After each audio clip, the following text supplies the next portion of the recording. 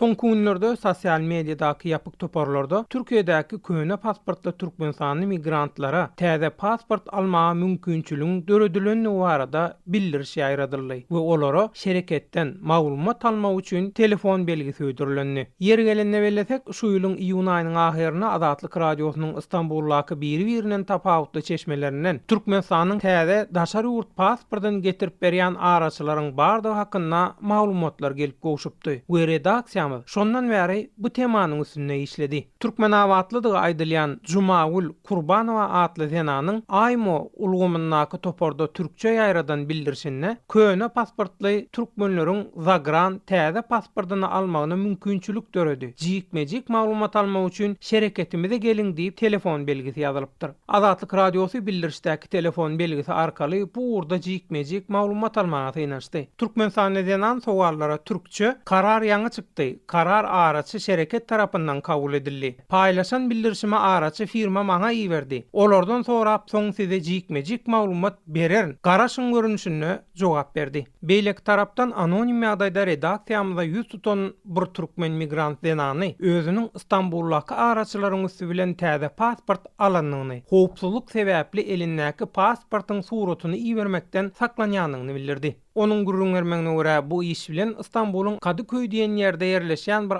araçy şerket meşgullanýar. Ol firma täze pasport üçin 3100 Amerikan dollary meçberini pul soraýar. Täze pasport almak isleýänler bu tölegiň ýarsyny öňünden bermeli. Şerket täze pasporty 15 günden soň Türkmenistandan getirip berýär. Onu alamdan soň içimde şüphe döredi. Sebäbi pasportyň sahypalarynaky deşilen belgileriň deşikleri hemme sahypada bir meňzeş däl. Ýagny olar biri-birine gawat gelmeýär. Maňa berilen täze pasport ýasamaýaly. Özümi allawa düşürilen ýaly duýaryn. Inni Türkmenistana gitmäge hem gorkup oturyn diýip zenan gurrun berdi. Aktivist Rozwayam Istanbul'la berilýän aýdylýan täze türkmen pasportlaryndan birini özüniň görendigini bildirdi. Iyul aýynyň 21-nde İstanbul'un Kadıköy diýen ýerde men özüm ýörekde bir ýaly bir iş bilen baranymda şol pasporty getirip oňaryp satýanlar bilen bagly bolan bir şirket ýerine baryp gördüm öz gözüm bilen. Oň içinde köne pasport bilen Türkmenistanyň aeroportundan çykyp gaýdan mahalyň goýulan möhürleriň hemmesi murlan. Haýsy welaýatdan berilen bolsa şol welaýatyň ýol başçysynyň golu we möhürü hem bar. Ýöne pasportda esasy şüphelenen ýerim boldy. Sahypalaryň ýokursundaky ýörüýte deşikleri bilen ýazylan welaýatyň we pasportyň belgisiniň deşikleri biri-biri bilen gawat gelenok. Mundan başgada özümdäki täze pasportyň sahypasy gatrak bolsa, oň sahypalar juda ýumşak görünüşde ýasalan diýip Rozway maglumat berdi. Azatlyk radiosu bu temada İstanbul'da hukuk geňeşdarlygy hyzmatyny berýän Türk Permit firmasynyň başlygy Murat Erşahindan maglumat sorady. Bunlar dolandırıcı, bu defalarca çıktı, bu 6 ayda bir böyle birileri çıkar. 3-5 kişi karşı dolandırırlar. Böyle bir şey yok şu anda.